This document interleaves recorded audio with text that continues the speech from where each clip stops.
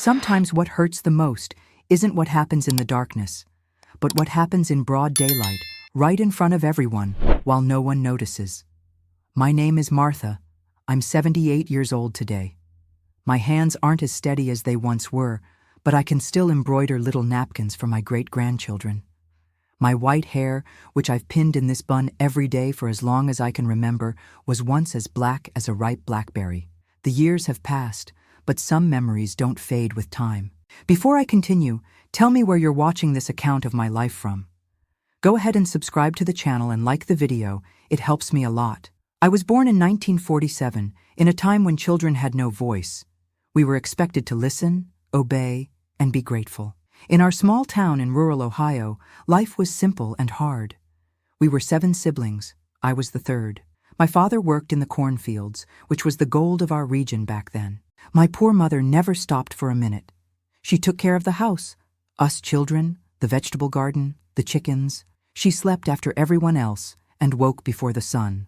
Our house was small, but my mother took pride in keeping everything very clean. The dirt floor was swept every day, and the wooden walls were whitewashed twice a year, always before Easter and before Christmas. We didn't have much, but thank God and my parents' hard work, we never lacked food on the table. My childhood was like that of many girls in rural areas during those times.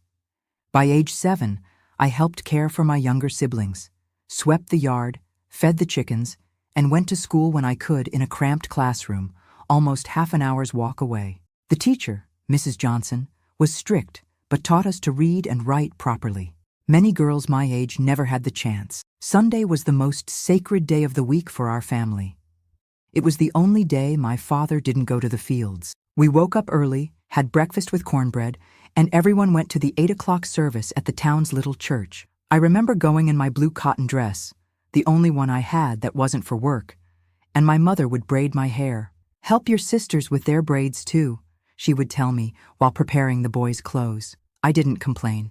I liked feeling useful, seeing my mother's approving smile. After church, we'd return home, and the preparation for the family lunch would begin. The house would smell of sautéed garlic, onions, and stewing chicken. It was the only day of the week we ate meat, which made Sunday special. "Martha, sort through the beans while I pluck the chicken," my mother would ask, and I'd spend hours separating the good beans from the damaged ones and the little stones, while my younger siblings played in the yard. The girls helped set the table. The boys fetched water from the well.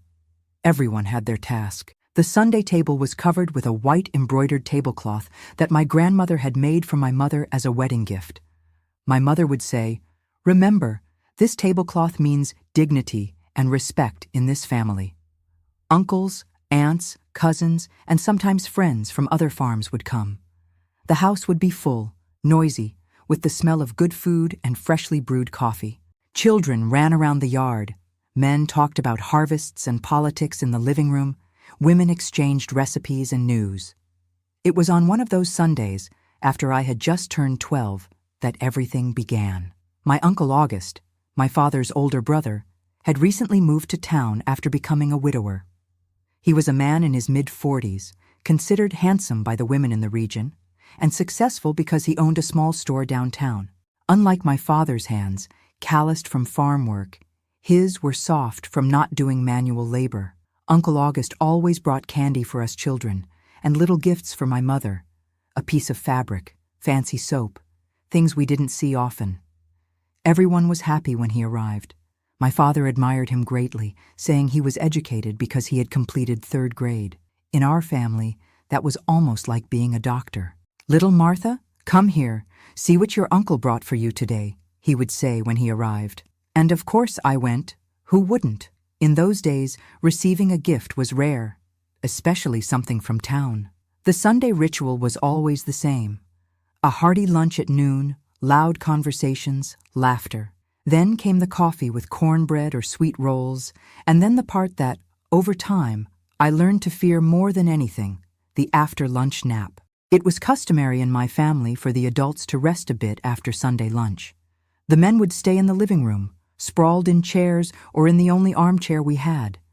The women would tidy up the kitchen and then rest too, usually in the guest room or my parents' room. We children were sent to the yard so as not to disturb the adults' rest. That Sunday, after I turned 12, my Uncle August called to me as I passed through the hallway. "Little Martha, come here for a moment. I want to show you a book I brought from town," he said with that smile everyone found so pleasant. I entered the room where he was without suspecting anything. After all, he was my uncle, my father's brother, a respected man. What could happen? I entered that room without imagining that my life would change forever. The book really existed.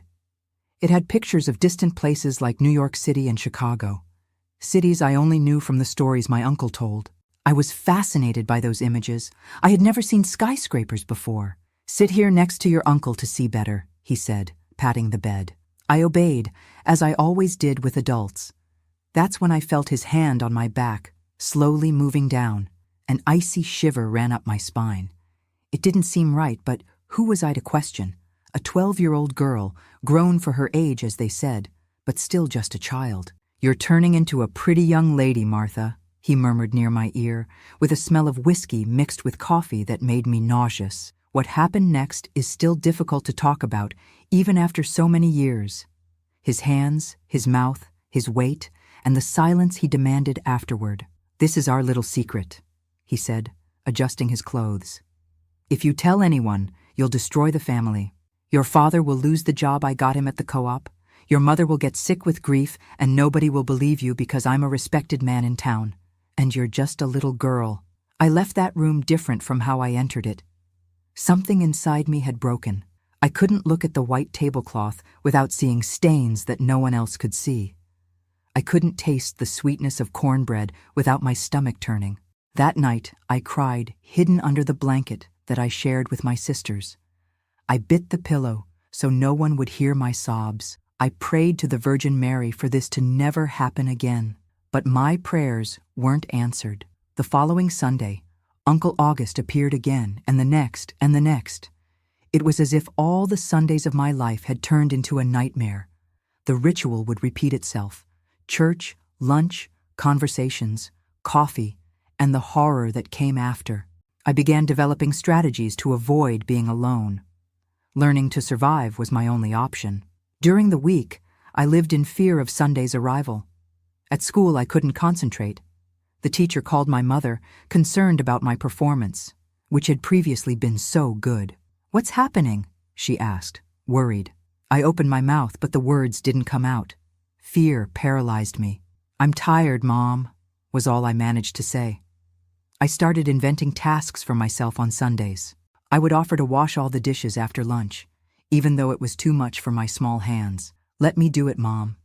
You've already worked too much," I would say, knowing that no adult would interrupt their rest to come get me. Other times, I pretended to have stomach or head pains. "I think I ate too much," I'd explain, and run to the yard where I stayed with my younger siblings. I would invent noisy games, knowing my uncle wouldn't try anything with so many witnesses nearby. When these strategies failed, I would simply disappear. I'd go to the barn and hide among the corn sacks, or climb an apple tree in the back of the yard and stay there quietly until I was sure the danger had passed. Sometimes I'd get scolded for having disappeared, but I preferred punishment 1,000 times over the alternative. The months went by, and with them, Sundays that seemed to drag on like years. I changed. My mother said I was becoming shy, that I wasn't the talkative and smiling girl I used to be. My father thought it was just my age, that all young girls become quieter as they grow up. No one realized that those silences carried screams. In early 1961, something changed in our routine. My cousin Selena, my aunt's daughter on my mother's side, came to live with us. She was 10 years old and had lost her mother to tuberculosis. My parents, with their big hearts, welcomed her as a daughter. Selena was a sweet girl with curly hair and freckles on her nose. We soon became close. She slept in the same bed as me and my sisters, and we became confidants. We told each other secrets at night under the dim light of the oil lamp when everyone was already asleep. All secrets except the one consuming me from within. One Sunday in March, I noticed my uncle's gaze lingering on Selena during lunch, the way he called her "little flower" and put his hand on her shoulder when offering candy, the way he asked if she was already learning to embroider like the young ladies. I recognized the signs. the same ones that preceded my torment. Something inside me boiled. I could handle what they did to me. I was used to it, if one can ever get used to such horror. But I would never allow Selena to go through the same. When I saw them together in the hallway, him saying, "Come see this magazine from the Capitol," with that smile I knew too well, my heart raced. My hands grew cold with sweat. It was as if time stood still for a moment. "Selena," I shouted before she reached the bedroom door. "Mom's calling you to help with dessert." My cousin turned, hesitant. My uncle frowned, irritated by the interruption. "Your mother didn't call anyone, Martha. Stop making up stories," he said in a stern tone. But I was already pulling Selena by the hand. "Yes, she did, and she said it's urgent." I dragged my cousin to the kitchen where my mother was brewing coffee. She looked at us, surprised. "Mom, can I teach Selena how to make that pumpkin pie you taught me?" I asked, almost breathless. My mother smiled, not understanding my agitation, but happy with my sudden interest. "Of course, honey. Get the pumpkin from the pantry and the sugar from the tin." We spent the rest of the afternoon in the kitchen, grating pumpkin and stirring the pot. My eyes never left the door, alert to any movement. When my uncle appeared for coffee, his gaze met mine. There was anger there and a silent promise that I would pay for this. That night, I made a decision. I couldn't speak, but I could act. Every Sunday would be a battle, and I would fight with all my strength to protect Selena, even if it meant putting myself in even more danger. I created tasks that kept us both busy, washing clothes, sweeping the yard, helping in the kitchen. I taught her how to climb the apple tree with me, our secret refuge where we would spend hours making up stories and dreaming of impossible futures. The price was high.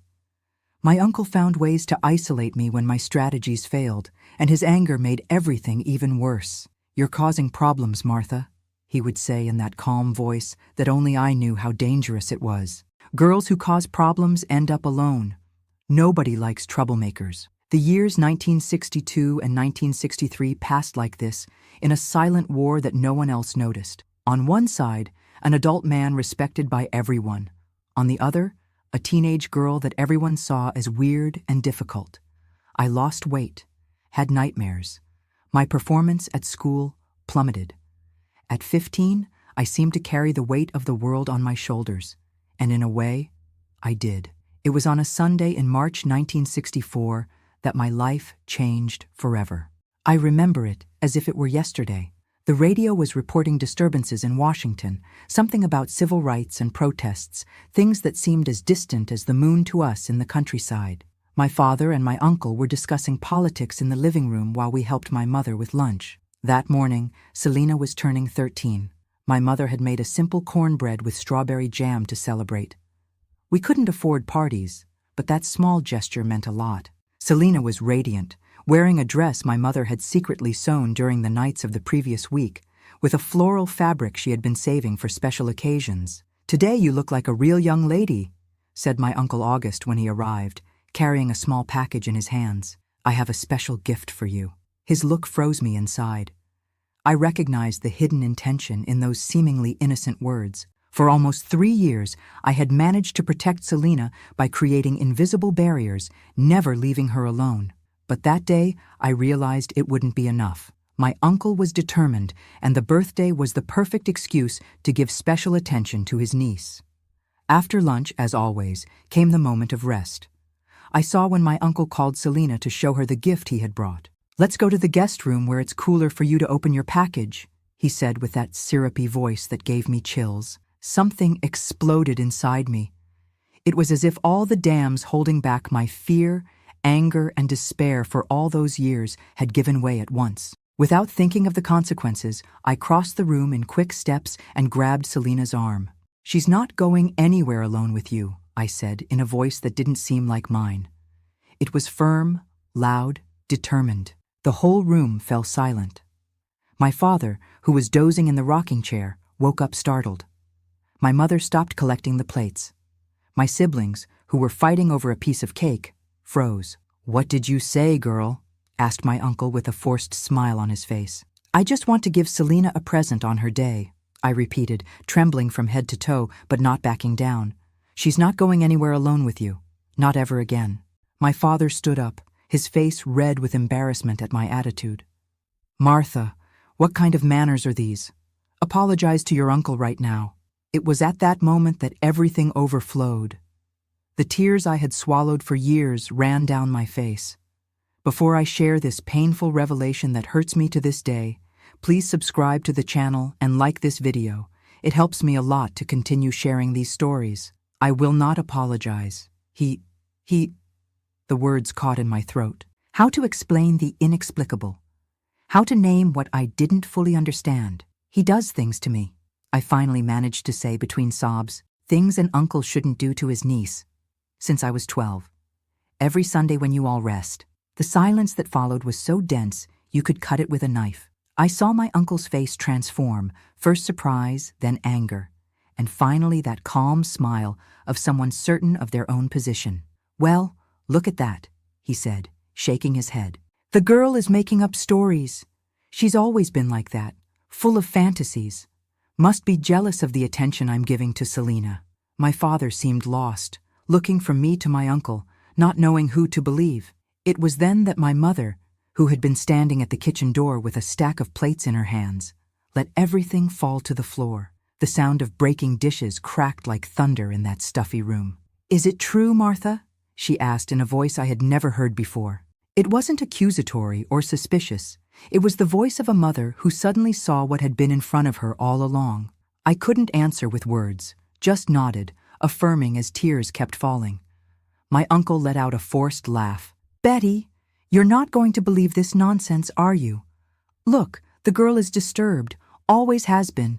We need to understand that teenagers make things up. It was the only time I saw my mother interrupt a man. Shut up, August, she said, walking towards me. Her hands, always rough from work, touched my face with a delicacy that broke something inside me. How long, honey?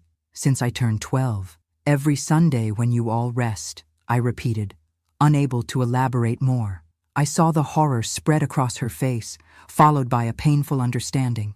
All the changes in my behavior, my fear of Sundays, my made-up stomach aches, my strategies to never be alone. Suddenly, it all made sense to her. My father seemed to have aged 10 years in 10 minutes. His face was pale, his eyes wide with disbelief. August, is this true? He asked his brother in a trembling voice. Of course not, Anthony. How can you believe such a story? I'm your brother. I take care of you all, got you a job at the co-op. Is this how you thank me, believing the lies of a troubled girl? My father faltered. I could see the doubt in his eyes. My uncle was his older brother, his safe harbor, the one who always solved the family's problems. How could he believe that this same man was capable of such monstrosity? It was then that Selena, who had been silent the whole time, took a step forward. She protected me, she said softly. Every Sunday, Martha invented tasks for us both. She never left me alone with Uncle August for even a minute. I thought she didn't like me being near him, but now I understand. Those simple words changed everything. My mother turned to my uncle, her eyes full of a fury I had never seen. Get out of my house, she ordered. Now. You will regret this, my uncle threatened, looking directly at me. No one will believe you, little Martha. You know why? Because I am somebody in this town, and you are nothing. My father, who had been paralyzed until then, suddenly advanced. I had never seen my father, always such a calm and restrained man, act with such violence. He grabbed my uncle by the shirt and pushed him against the wall. If you touch a hair on my daughter's head again, I will kill you, he said in a voice that didn't sound like his.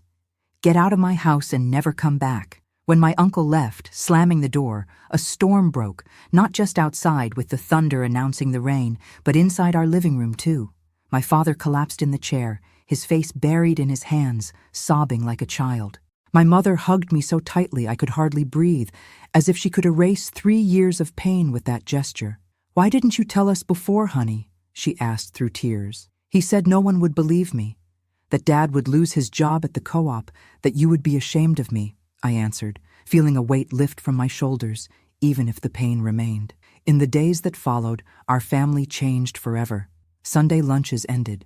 The white embroidered tablecloth was stored at the bottom of the trunk, as if it carried the stain of that revealed secret. My father quit his job at the co-op, preferring to return to manual labor in the fields rather than continue under his brother's influence. The small town, as it was, soon buzzed with comments. They broke ties with August, that good man, some said. It must have been a fight over money, others speculated. No one knew the truth, and my parents decided it was better that way. Some shames aren't ours to carry, my mother said with a wisdom I only understood many years later. To my surprise, my nights became more peaceful. The nightmares didn't disappear completely, but diminished. At school, my performance improved again. It was as if a shadow had been partially removed from my life. However, not everything was roses. My father carried a weight of guilt that bent him like a physical burden. Many nights I found him crying alone on the porch. "Forgive me, daughter," he would say when I hugged him. "I should have noticed. I should have protected you." My mother became my fortress. It was she who insisted that I continue my studies, even when money was tight. "Education is the only thing no one can take away from you," she repeated. It was also she who, defying all the customs of the time, took me to a doctor in the neighboring town to make sure I was physically well. This doctor, Dr. Parker, was the first person outside the family to know what happened. "Unfortunately, Mrs. Wilson, your daughter isn't the first, nor will she be the last," he said sadly, as my mother, embarrassed but determined, explained the situation. "Silence is the greatest ally of these criminals," he continued. It was the first time I heard someone call my uncle a criminal. Somehow, that word liberated me. What happened to me wasn't a family secret or an adult thing, as my uncle taught. It was a crime, and I wasn't guilty. Embroidering a new path, reconstruction of life, and teacher training. In the months following the revelation, our family needed to reinvent itself. The year 1964 brought changes not just for us, but for the entire country. The radio announced the Civil Rights Act. Words like equality and rights reached our rural area, even if we didn't fully understand what they meant. "Times are changing, Martha," my father said one night while listening to the news. "They say it's for the better, but I don't know. Whenever the powerful talk about change, it's the common folk who end up suffering." Our life had completely transformed. Without the co-op job, my father returned to working in the fields from sunrise to sunset. Our savings were scarce. My mother started taking in laundry and making pies to sell at the Sunday farmers market. That day, which was once sacred for rest, had now become a work day for us. Curiously, it was in this hardship that I found my calling. Since we were many siblings and money was tight, I started giving tutoring lessons to neighborhood children. I charged almost nothing, sometimes just a dozen eggs or a pumpkin from the garden. But that activity lit something inside me. "You have a way with teaching," said Mrs. Thompson, our neighbor, after her son passed the grade thanks to my lessons. "The children like you, Martha. You have patience that many school teachers don't have." In 1965, something happened that would change my trajectory. The only school in town needed an assistant teacher. The head teacher, Mrs. Johnson, was already advanced in age and couldn't handle the 40 children alone. "Why don't you try, Martha?" my mother suggested. "You're already teaching half the neighborhood children at home anyway." I hesitated. At 18, I had barely finished elementary school. How could I be a teacher? Besides, I carried the marks of the past. In the small town, suspicious looks followed me. No one knew exactly what had happened, but rumors ran wild. Some said I had disrespected my uncle. Others that I had tried to seduce a married man in town. People always prefer to believe the worst about a young woman. "I don't know if they'll accept me, Mom," I confessed. "You know how people are. They talk a lot about us." My mother, with that simple but profound wisdom, looked me in the eyes. "Daughter, the one who should be ashamed is the one who did wrong, not the one who suffered from it. Walk with your head held high. What happened to you doesn't define who you are." Armed with this borrowed courage, I went to talk to Mrs. Johnson. To my surprise, she received me with a tight hug. "I've been waiting for you to come," she said. "You were always my brightest student, even when you stopped paying attention in class. I knew something had happened, but I never imagined—" She didn't complete the sentence, but it wasn't necessary. In the empty classroom, far from the town's ears, Mrs. Johnson confessed to me that she too had been a victim of abuse in her youth. "That's why I never married," she explained.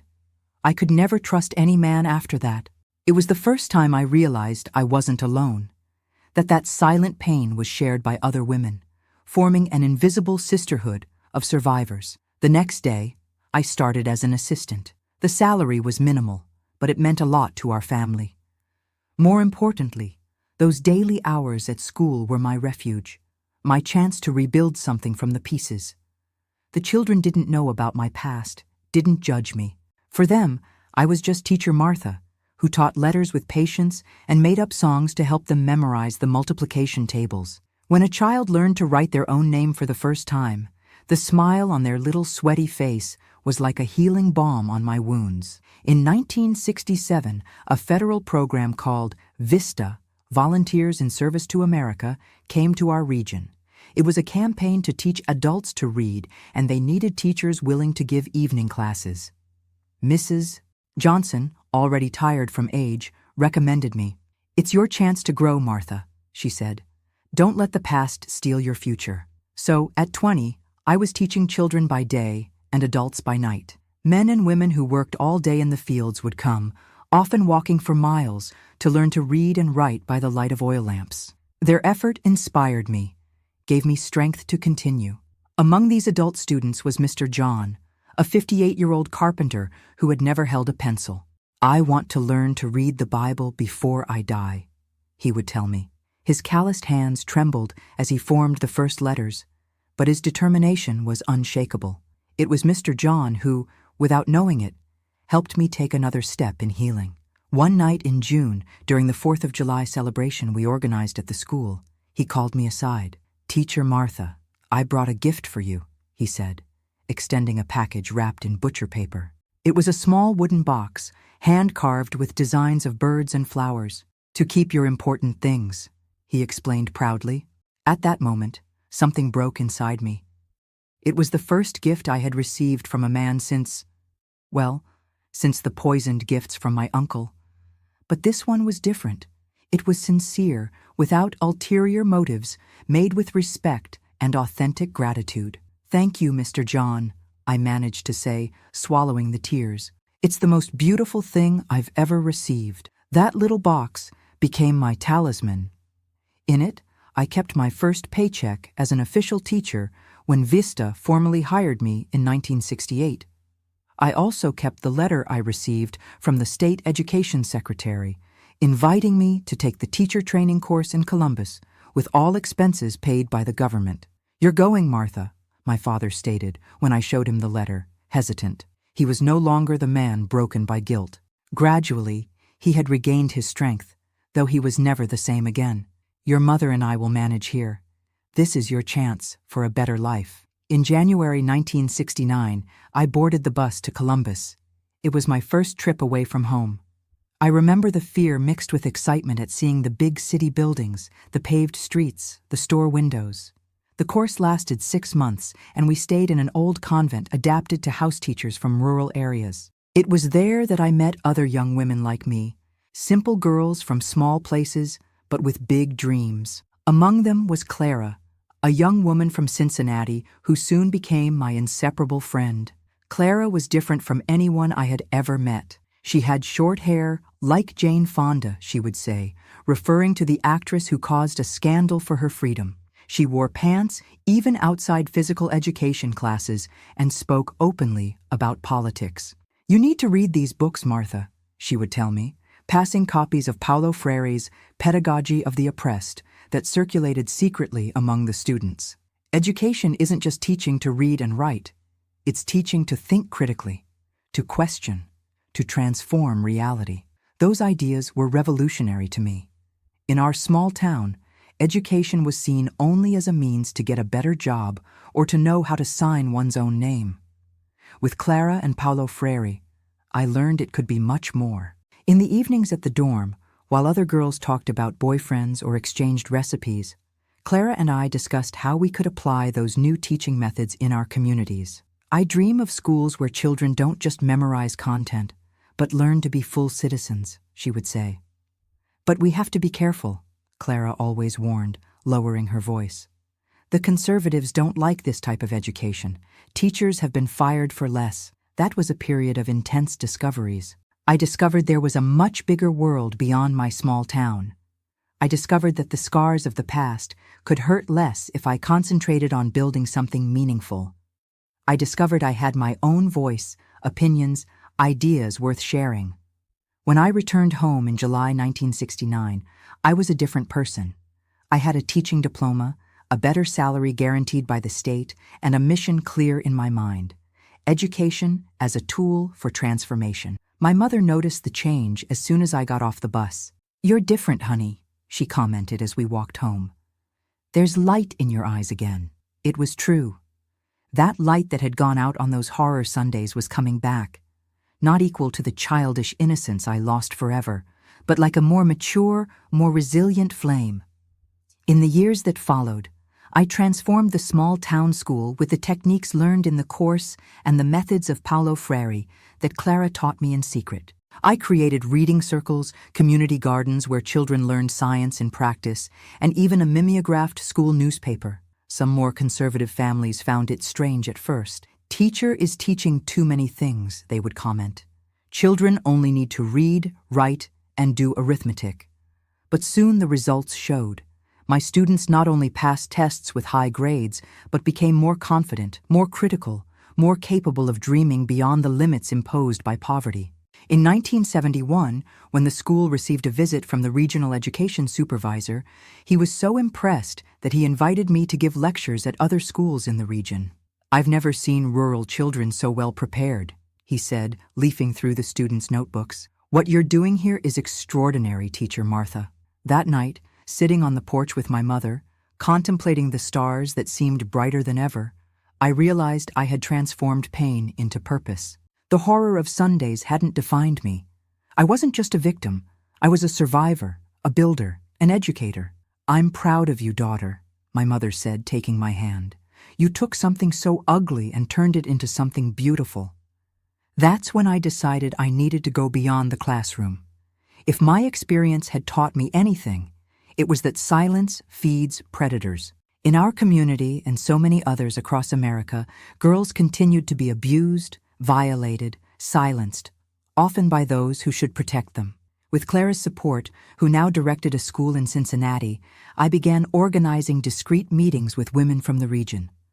At first, they were just conversations about women's health, basic rights, children's education. But soon they transformed into something deeper. Safe spaces where women could share their stories of abuse, domestic violence, abandonment, where they could cry without judgment and find strength to change their realities. We held these meetings at the back of the school after classes, disguised as a sewing club so as not to raise suspicions. There, between threads and needles, we wove a support network that saved many lives. "You gave me courage to leave home with my children," Teresa told me, a young mother who had suffered violence from her husband for years. "If the teacher could face what she faced and is here, so strong, I can too." It wasn't easy. We lived in times of social conservatism, when meetings were viewed with suspicion by authorities. Additionally, challenging the patriarchy rooted in that rural society earned us powerful enemies. More than once I was called a women's libber or a home wrecker for defending women who wanted to leave abusive husbands. But every girl we managed to protect, every woman who found her voice, every family that rebuilt itself on healthier foundations was worth any risk. The pain I carried for years hadn't been in vain if I could prevent others from going through the same. In 1972, my mother fell ill. It wasn't anything specific that the doctors could name. It seemed more like a profound fatigue, as if all those years of hard work and silent pains finally took their toll. Her hands, which had always been so agile at the stove and the sewing machine, now trembled holding a cup. Her body, once tireless, now needed frequent breaks. "It's nothing, honey, I'm just getting old," she would say, trying to reassure me. But I knew it was more than that. My mother was only 52, too young for that decline. It was during this period that I decided to transform our house. My older siblings had already married and left. The younger ones worked in the neighboring town, returning only on weekends. The big house that before barely accommodated our numerous family now seemed too empty and silent. "Mom," I proposed one Saturday afternoon, while helping her rinse clothes in the tub, What do you think about using the empty rooms to receive girls who need a safe place? She stopped what she was doing and looked at me with that expression that meant she was seriously considering something. What kind of girls, Martha? Girls like I was, who have nowhere to go, who are suffering in silence. My mother was silent for a long moment, looking beyond the yard to the green hills that surrounded our small town. Finally, she smiled, a tired smile but full of determination. Your father will complain at first, but then he'll accept. He always ends up accepting when it comes to doing good. And so began what would become my greatest legacy. At first, it was just one girl, Lucy, 14 years old, who appeared at school with purple marks on her arms and fear in her eyes. When I discovered that her stepfather was molesting her, with the silent complicity of her alcoholic mother, I offered our house as a refuge. Lucy was the first, but not the last. Soon came Abigail, who at 15 had been sold by her own father to a 60-year-old farmer. Then, Mary Jo, who ran away from home pregnant by her uncle. And after that, so many others that we soon needed to adapt the barn to create more rooms. Teacher Martha's house became known throughout the region. For some, it was a scandal. She shelters lost girls, said the most venomous tongues. For others, especially women, it was a beacon of hope in the midst of darkness. My father, as my mother predicted, resisted at first. What will people think of us? He worried. But when he saw Lucy, so small and fragile, helping my mother in the kitchen with touching dedication, his heart softened. Soon he was building new bunk beds and teaching the girls to plant in the garden that we expanded. It wasn't easy. We had no resources beyond my teacher's salary and my father's small rural pension.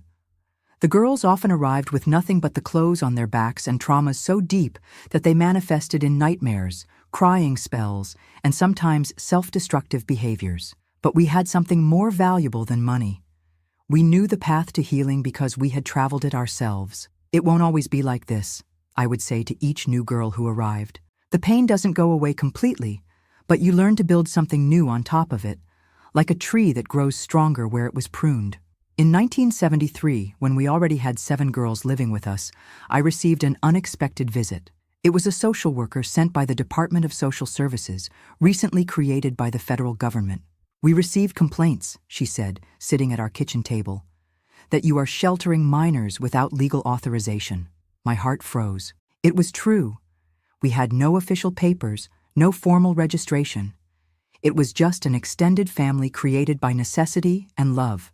These girls had nowhere to go, I argued. Some were being abused, others were. The social worker, Mrs. Ellis, was a middle-aged woman with hair tied in a severe bun and glasses that couldn't hide the weariness in her eyes. She listened to me in silence, taking notes on her clipboard. I'll need to interview each of them, she said finally, and check the housing conditions. For 3 days, Mrs. Ellis looked at every corner of our house, talked to each girl, checked the school notebooks, inspected the food in the pantry. I lived in constant anxiety, fearing that at any moment she might order the closure of our little refuge. At the end of the 3rd day, she called me for a private conversation. What you're doing here is irregular, she began, and my heart sank. But it's necessary. I have 25 years of public service, and I've never seen anything like it. These girls would have ended up in much worse situations if it weren't for you. She took off her glasses and rubbed her tired eyes before continuing. I'm going to help you regularize this. We'll transform your house into a home officially recognized by the state. You'll receive a small monthly allowance and can legally accept donations. I was speechless, with tears streaming down my face. Mrs. Ellis smiled, the first genuine smile since she'd arrived. I was once one of those girls too, Teacher Martha. Only in my time, there was no one like you to take me in. In December 1973, we received the official certificate, Daisy Home, Shelter Center for Girls in Vulnerable Situations. The name was chosen by the girls themselves, inspired by the simple but resilient flowers that grew in abundance in our yard, even in the most adverse conditions. With official recognition came more resources, but also more responsibilities. We needed to hire a cook to help my mother, who no longer had the health to feed so many mouths. Selena, my cousin whom I had protected from my uncle years before, returned to town after graduating in nursing in Chicago and began working with us, caring for the girls' health. It was Selena who suggested celebrating our strength, not to hide our fears. On the first Sunday of 1974, we inaugurated this new tradition. The table was set in the yard under the big maple tree, as the house could no longer accommodate all of us. The old embroidered tablecloth that had been stored at the bottom of the trunk for so many years was brought out to cover the table, no longer as a symbol of false family perfection, but as a witness to our ability to transform pain into beauty. For this first lunch, we invited all the women who had helped us over the years. Clara, my friend from training days. Mrs. Johnson, now retired but still lucid. Mrs. Ellis, the social worker who had become our ally. And so many others who had somehow contributed to our daily little miracle. As I observed that table full of women and girls talking, laughing, sharing stories and dreams, I thought of the long road we had traveled since those silent Sundays of my childhood. The wounds were still there, in me and in many of them, but they didn't bleed as much anymore. We had learned to embroider new designs, new meanings, new possibilities over them. In 1975, when the UN declared the International Women's Year, our little refuge was already known throughout the region. We received visits from journalists from New York who published a report about our work in a women's magazine. The title of the article was simple but powerful: "The House Where Girls Find Their Voice." The coverage brought more visibility and with it more resources, but also more challenges. There were attempts at interference from local politicians who wanted to use our work to gain votes. There were veiled threats from powerful men whose abuses we had exposed by sheltering their victims. There was even an attempt at arson one night in June 1976, which fortunately was contained before causing major damage. But for every obstacle, 10 helping hands emerged. Women of all social classes began to organize around Daisy Home. Female doctors offered free consultations, female lawyers helped with custody processes, volunteer teachers gave reinforcement classes. In 1977, we inaugurated a small library on the adjacent lot, purchased with donations. We named it Betty Library, in honor of my mother, who had passed away the year before. Her last request was that we continue the work until no girl needs to flee from her own family to be safe. I promised her I would do exactly that, and I kept my promise. Today, at 78 years old, I still live in the same house, though much expanded and renovated over the years. Daisy Home has become an organization with branches in 3 cities in the region. We've sheltered more than 2,000 girls over these decades. Many of them went on to brilliant paths, becoming doctors, teachers, lawyers, nurses. Some returned to work with us, perpetuating the cycle of healing and growth. Others continued their lives in distant places, but keep in touch, sending letters, photos of their children, news of their achievements. Every Sunday, we still maintain our tradition of outdoor lunch. The table has grown so large that it now extends throughout the yard. The old embroidered tablecloth was retired and is framed at the entrance of the home as a reminder of our origins. In its place, we use tablecloths made by the girls themselves in our sewing workshop. Looking back at the frightened girl I was, at the Sundays that were a nightmare, at the silence that almost destroyed me, I feel a deep gratitude for the journey. I didn't choose what happened to me, but I chose what to do with it. I transformed a Sunday of horror into thousands of Sundays of hope. That's what I tell the girls who come to us, still broken, still bleeding inside. Your story doesn't end at the most painful chapter. You still have many blank pages to write. And when I see their eyes lighting up with a new possibility, when I observe their postures changing from bent to upright, when I hear their voices, once whispers, now firm and clear, I know that every tear, every sleepless night, every struggle against the system or against my own internal demons was worth it. Everything was worth it because the silence was broken, and once broken, it can never completely imprison again. As the embroidery that one of our girls made says, hanging at the entrance of the home, where one voice rises, 1,000 voices find courage. This is my story. A story of pain, yes, but mainly of resistance, of love that expands like circles in water. A story that began at a Sunday table and that will continue far beyond me, in each girl who finds here not just refuge, but possibility. Because in the end, That's what life is about. Transforming the tables where we experienced horror into tables where we serve hope. Share my story, subscribe to the channel, turn on notifications, and like the video. It helps me a lot to bring new videos every day. Until next time, dear friends.